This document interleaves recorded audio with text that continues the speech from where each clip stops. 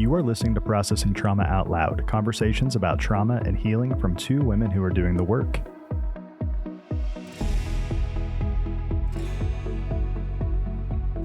Hey everyone, it's Kandace and Sher with Processing Trauma Out Loud. Sher and I are back to do another episode on a new topic today, but it's kind of coming from a two-part series that we just did on why is it important to ask for help and why is it so hard to ask for help. And Sher, you mentioned a few times in these episodes the words arousal structures. Okay, before anyone gets a little anxious, we want to just name right at the beginning that we know using the word arousal comes with a lot of complexity in how we feel about it and what we think about it. So we want to just say arousal structure can involve sexuality, but it doesn't always. And Sher's going to get more into what arousal structures are and why we feel this topic is important. So Sher, can you start us out today with just helping us understand what are arousal structures and how does that play in with the idea of being dysregulated? I'm curious about that. Yeah. And the first thing I want to say is we are not experts on this. I think there's so much brain science that goes into this that I feel like I'm still very much a novice in this area of understanding. And yet the amount of understanding that I feel has had a big impact in helping me really heal some things that I have done or that I have experienced as patterns in my life that now I feel like I'm really understanding and experiencing some freedom from. Yeah. And I just want to say this. You have been able to gain an understanding, and you're going to share something with this later that you shared with me that I was just almost couldn't say anything because it was such a clear picture. But not only have you had understanding of this, the ways that you're showing up today are actually breaking generational cycles and patterns for your kids and your grandkids and your great-grandkids. And this is why we're talking about this. We want to heal and we want to leave our families a legacy of healing. Because our arousal structures impact everything we do in our lives and have a huge impact on how we show up relationally. And this is where I feel like it really matters. Like if we can identify how the harm that I experienced in my life and my responses to that, when I can begin to recognize how that shows up in my relationships today, I feel a lot of motivation to want to figure that out and find healing so that I can have the kind of freedom that I want to have. And I think arousal structures is so important. And I don't think it's something that is talked about enough, or at least that I haven't heard it talked about a lot. And so I think what I want to start off with really is just kind of sharing this scenario that has been real for me. And I think that maybe we'll do this for maybe a couple of episodes. We'll share some of these scenarios because I think that if we share the scenario first and then talk about the mechanics, it'll be easier to comprehend what we're really saying. Yes. But what I want to say about arousal is what we're talking about is energy in the body. And that when I encounter a certain, let's just say emotion, but it can be any stimuli. It can be through something that I see or something that I hear or something that I smell, that when I encounter that stimuli, my brain goes to its neural pathway that's already been preformed, causing me to react and respond in certain ways. And it shows up as energy in my body. And does that energy cause me to go to hypoarousal? Where I'm very low, I lose my energy, I might feel sleepy, I shut down, I distance myself from relationships, or does it cause me to go into hyperarousal, where I might feel a lot of anxiety or strong, intense emotions? And so it can look anywhere on the spectrum from hypo to hyper, but we're talking about how does energy in the body look. And then when I feel that energy in the body, and usually this is unconscious, I'm not even aware that I'm feeling it, but when I get aroused because of some stimuli, my body and my brain respond in certain ways. And the structures that have been formed in my life, probably from very, very early, will always play out. Kind of example that I shared with you this morning is just my awareness that I have felt deep loneliness through much of my life. I can remember even as a very young child just feeling lonely and wanting connection. And then as I grew older, I just always noticed that I felt lonely a lot. And I think I had this awareness that I felt lonely, though I wasn't analyzing what that felt like in my body or anything. But I would find myself that looking for attachment, looking for connection. And I wrote this out, so I'm going to refer to my notes a little bit because I feel like there's a lot that I want to make sure that I say here. But that when my anxious feelings would arise and I felt like I'm lonely and I need connection, I would find myself, and again, this is all subconscious. It was. Now it's conscious, but it was subconscious for most of my life.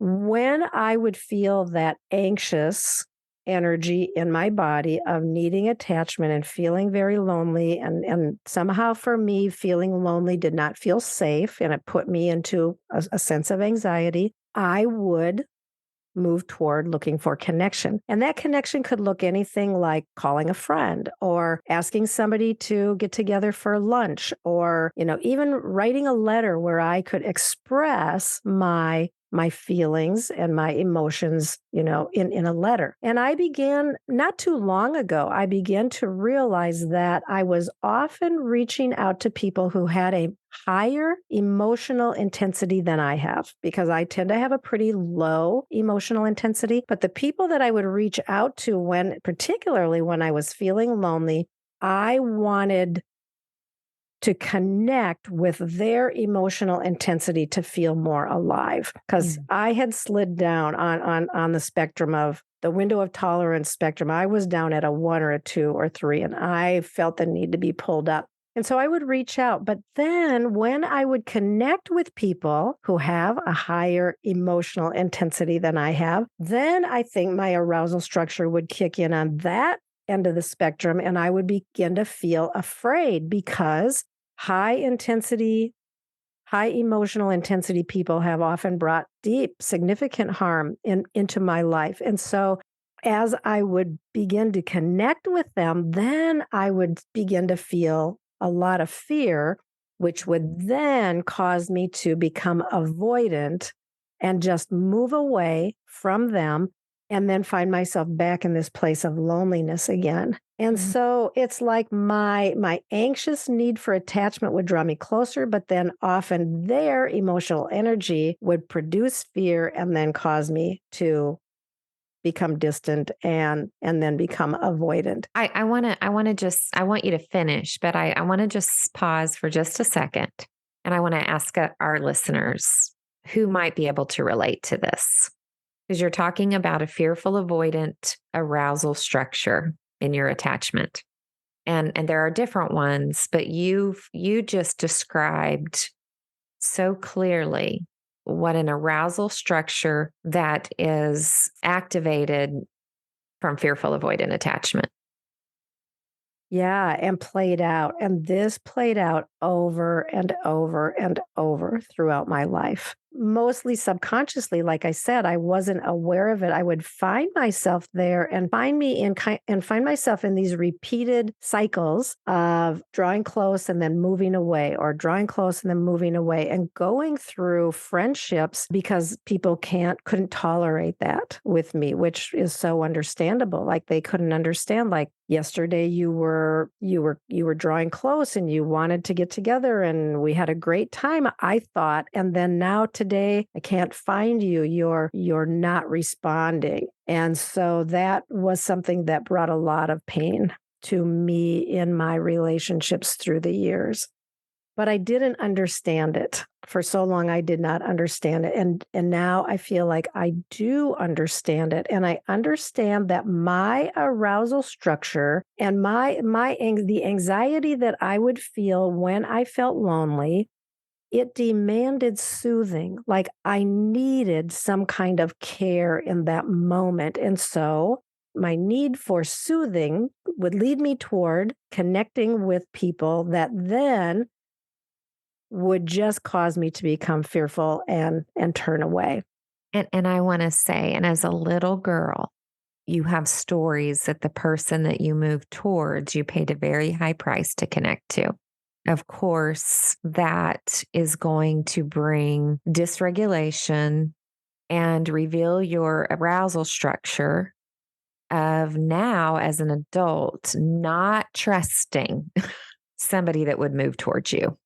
Right. Yeah. And I will just name, like, when I did a little bit more research on arousal structures, like the thing in the situations where research has been done, they are talking to people who really identify as having emotional or physical neglect, Mhm. or emotional, physical, or sexual abuse. We have a podcast called Processing Trauma Out Loud. So we kind of make the assumption that our audience is primarily made up of people who recognize that they have trauma in their past, and particularly in their childhood. That's what we talk a lot about here. And for me, yes, the person with high intensity in my world was my dad. Mhm. And so I would move toward him for connection a lot. And I loved connecting with him. The best person in my world was also the worst person in my world. And so connection with him brought significant harm and hurt to my life through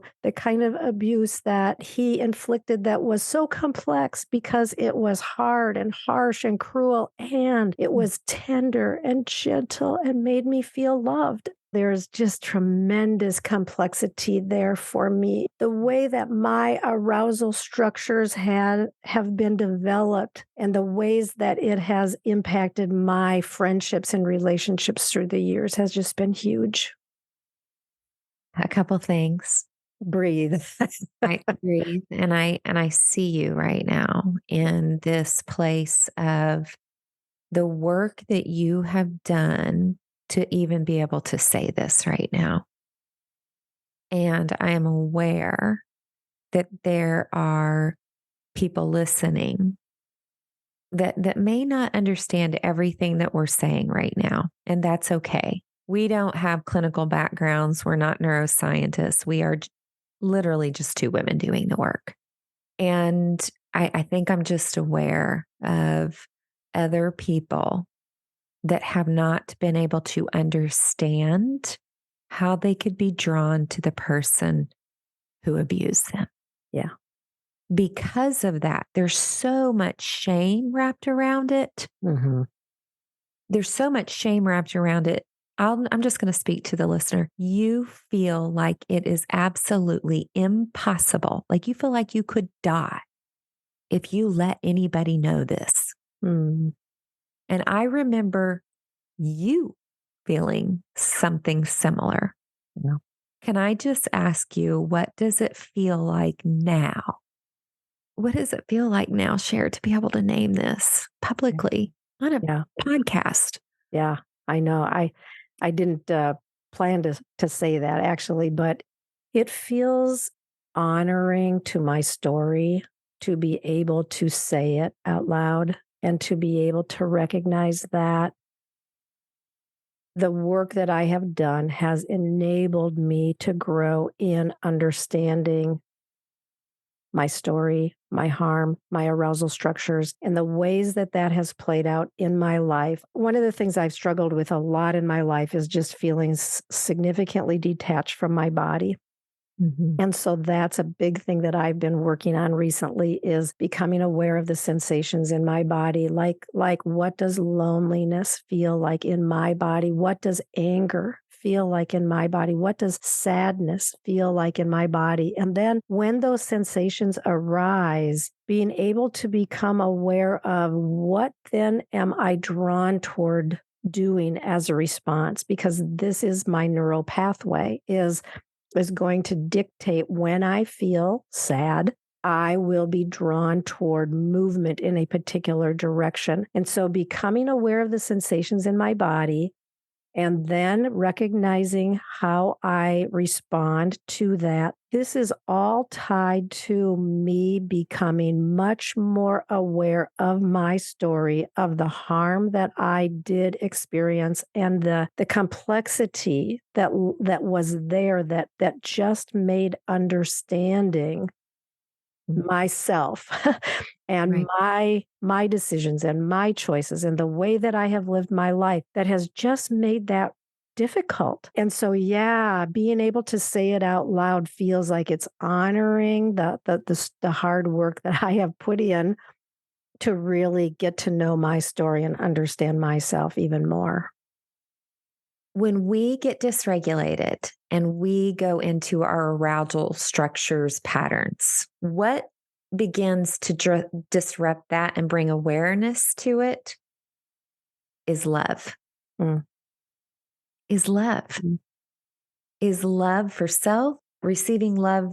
We don't show up in that way because we turn against ourselves when we go into our patterns. But then when someone sees us up close in the cracks and crevices of our arousal structures and our patterns, and they bring love, we don't know what to do with it.